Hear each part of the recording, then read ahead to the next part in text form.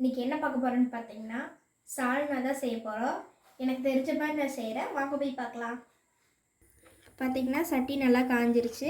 இப்போ எண்ணெய் சேர்த்திக்கலாம். இப்போ எண்ணெய் நல்லா காஞ்சிருச்சு.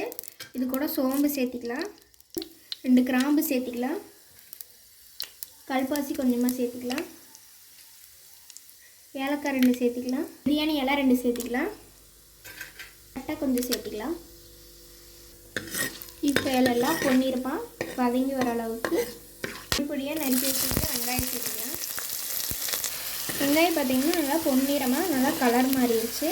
இப்போ மிளகாயை 2ஆக கட் பண்ணி வச்சுக்கிறேன். அப்படி 3 பச்சை மிளகாய் சேர்த்துக்கிறேன். கருவேப்பிலை சேர்த்துக்கலாம், இஞ்சி பூண்டு சேர்த்துக்கலாம், மஞ்சள் பொடி சேர்த்துக்கலாம்.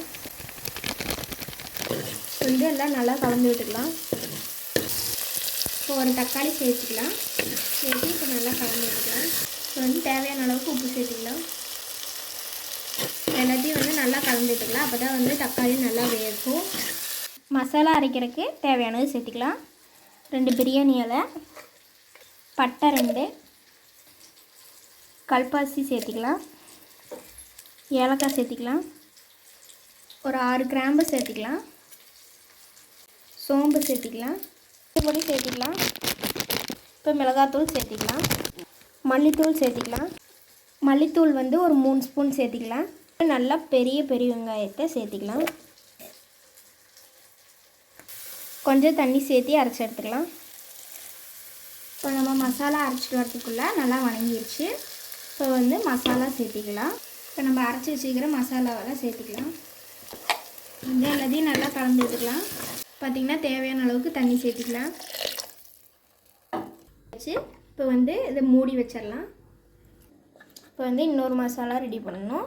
அதுக்கு தேங்காய், பொட்டுக்கடலை சேர்த்துக்கலாம், 2 முந்திரி சேர்த்துக்கலாம், தேவையான அளவுக்கு மிளகு சேர்த்துக்கலாம், கசகசாவும் சோம்பும் சேர்த்திக்கலாம். தண்ணி கொஞ்சம் சேர்த்திக்கணும். இப்போ தண்ணி சேர்த்து நல்லா பேஸ்ட்டாக அரைச்சி எடுத்துக்கலாம். இப்போ இது நல்லா கொதிச்சு வந்துச்சு. இது கூட அரைச்சி வச்சுக்கிற சாதம் சேர்த்திக்கலாம். உங்களுக்கு தேவையான அளவுக்கு உப்பு சேர்த்திருங்க.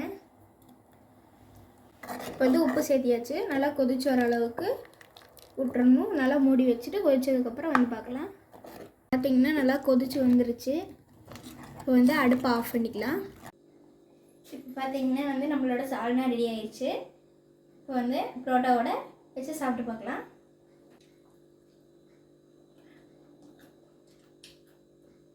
எம்டி சால்னா சூப்பராக இருக்கும்.